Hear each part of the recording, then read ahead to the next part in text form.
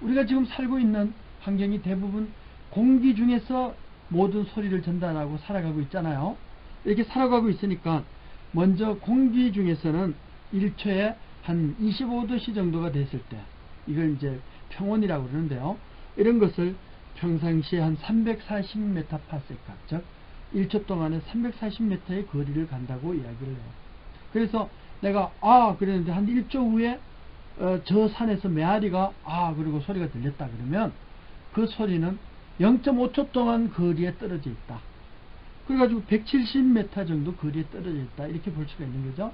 그래서 우리가 반사돼서 오는 소리의 전달 속도를 가지고 물리적인 현상을 많이 규명하고, 그 다음에 총소리라든가 아니면 번개가 번쩍 쳤는데 꽝 하는 소리는 2초 후에 들렸다 그러면은 번개는 분명히 금방 날라오지만 천둥 소리는 1초에 340m/s으로 오니까 한 700m 거리에 이 천둥 소리, 즉 번개가 쳤구나, 이런 것을 우리는 알 수가 있다는 거죠. 그런 거하고 똑같습니다. 그래서 이게 1초에 340m니까 이것을 우리가 시속으로 이야기하면은 한 1200km 정도가 돼요. 여러분들이 이렇게 비행기를 많이 타보잖아요. 특히 이렇게 국제선 비행기, 해외로 날아가는 이런 대형 비행기를 타면은 이 시속이 보통 1000km 정도가 돼요. 그러니까 1000km 넘어가지고 1200km를 넘었다 그러면 그때는 초음속이라고 이야기를 하는 거죠. 즉 소리보다도 훨씬 더 빨리 지나갔다, 이제 이렇게 이야기를 하는 거예요. 그래서 시속 1200km, 우리가 보통 고속도로를 다닐 때는 뭐 시속 100km, 110km 그러잖아요. 근데 여기 소리는 시속 1200km 정도를 공기 중에서 달린다 하는 것을 잘 이해해 주시길 바랍니다.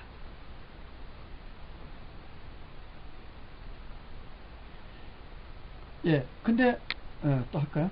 예. 근데 소리는 결국은 분명히 그 1초에 340m라고 그러는데 이게 온도에 따라서, 습도에 따라서, 또 봄, 여름, 가을, 겨울에 따라 가지고 이 소리가 전달되는 방향이라든가 또 속도, 이런 것들이 다 달라질 수가 있다는 거예요. 그래서 만약에 온도가 달라지면은 소리의 속도가 얼마가 될 것이냐, 이것을 여기 수식으로 이렇게 하나 표현을 해놨어요. 그러니까 331.5 플러스 0.6T라고 그랬대 있죠. 그러니까 온도가 1도 오를 때마다 0.6 메타 정도가 이렇게 증가해야 된다는 거죠. 그러니까 이 식으로 이렇게 본다면은 온도가 올라가면, 똑같은 조건에서 온도가 올라간다 그러면 결국은 이 전달되는 속도가 그만큼 빨라진다. 근데 사실 온도만 올라가지는 않잖아요. 습도도 올라가고 또 뭐 여러 가지 상황이 바뀔 거란 말이에요. 또 주변에 뭐 무슨 바람도 불태고 막 이렇게 할 테니까 꼭 이것만이 정확하게 이 접목이 될 수 있다고는 볼 수가 없지만, 우리가 같은 조건에서 온도만 이야기할 때는 온도는 올라가면은 그만큼 소리의 전달 속도가 빨라진다, 이렇게 알 수가 있어요. 자, 이러다 보니까 이제 올라가면은 분자 운동이 빨라지고, 그 다음에 이 분자 운동이 빨라지면 그만큼 주변에 충돌하는 게 많아지니까 그만큼 전달 속도가 빨라진다, 이렇게 볼 수가 있는 거예요. 또 매질이 탄력이 있다 그러면 그만큼 내부가 불순물이 없고 아주 분자 규주가 아주 밀하다고 이렇게 볼 수가 있겠죠. 이렇게 탄력이 높을수록 결국은 손실 없이 빨리 이 전달할 수 있는 그런 요인이 될 수가 있어요. 그래서 매질이 밀할수록, 뭐 고체라든가 액체라든가 이렇게 밀할수록, 기체보다는 더 밀하잖아요. 이럴수록 결국은 음속은 빨라진다, 이렇게 볼 수가 있어요. 그러니까 음속이라는 것은 1초에 몇 미터를 가느냐, 공기 중에서는 상온에서 뭐 한 340m라고 그랬지만 물속이나 이런 데서는 달라지겠죠. 그래서 여기에 몇 가지를 예를 들어 줬어요. 공기 중에서는 1초에 340m를 가지만 이렇게 액체, 물속에서는 한 1500m 정도를 가고, 또 강철이나 이런 데서는 5000m를 가요. 또 지구 표면에서도 보면은 한 4000m에서 8000m 이렇게 하고, 이렇게 즉 어떤 매질의 밀도라든가 어떤 매질의 종류에 따라서 다양하게 이야기를 할 수 있다, 이렇게 볼 수가 있는 거죠. 여기서 앞에서 예를 들었지만 헬륨 가스는 그 온도에서 속도가 어떻게 되나요? 한 2.7배 정도, 그만큼 이제 빨라진다는 것을 알 수가 있어요. 속도가.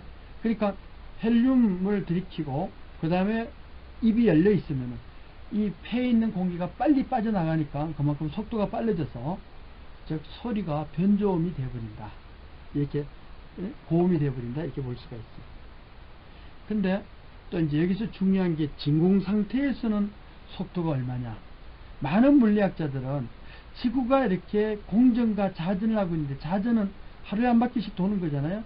이렇게 하루에 한 바퀴씩 24시간 동안 한 바퀴를 돈다 그러면 그때 지구하고 또 공기청하고 뭐 이렇게 있으면은 막 이렇게 소리가 엄청나게 크게 들릴 것이다. 그래서 그런 너무나 엄청난 소리가 사람한테 전달되면은 전부 기절을 할 텐데 어떻게 우리는 그런 소리를 하나 듣지도 못하고 살아가느냐. 근데 참 다행스러운 게 이렇게 대기권 밖을 넘어가려 그러면 그건 거의 진공 상태예요. 진공 상태에서는 분자 구조가 없기 때문에 원소들이 존재하지 않으니까 거기서는 이 소리가 전달이 될 수 있는 매질이 없다는 거죠. 그 매질이 없으니까 소리가 전달이 안 돼요. 아무리 큰 소리가 나더라도 바로 옆에서 들을 수가 없다는 겁니다. 그러니까 이게 분명히 돌면서 마찰이라든가 이런 거에 있다면은 막 열도나고 뭐 이렇게 다양할 텐데 그런 소리들이 전혀 발생하지 않는 이유가 바로 진공 상태이기 때문에 가능한 일입니다. 얼마나 됐어요, 시간? 됐죠? 그럼 그거를 1장으로 해요. 이제 파동부터 2장을 해서. 파동부터는 2주차에 적으시고. 예. 아, 그러니까 여기다 마무리 멘트는 그렇게 할까요? 네, 전 페이지를 정리하는 멘트가 좀 있습니다. 네. 그럼 잠깐 한 1분 정도만 이야기할게요. 전체 내용을 정리를 해주시면. 예. 이상으로서 우리가 1주차 강의를 마치려고 그럽니다. 우리는 오늘 아주 재밌는 이야기를 한번 해봤어요.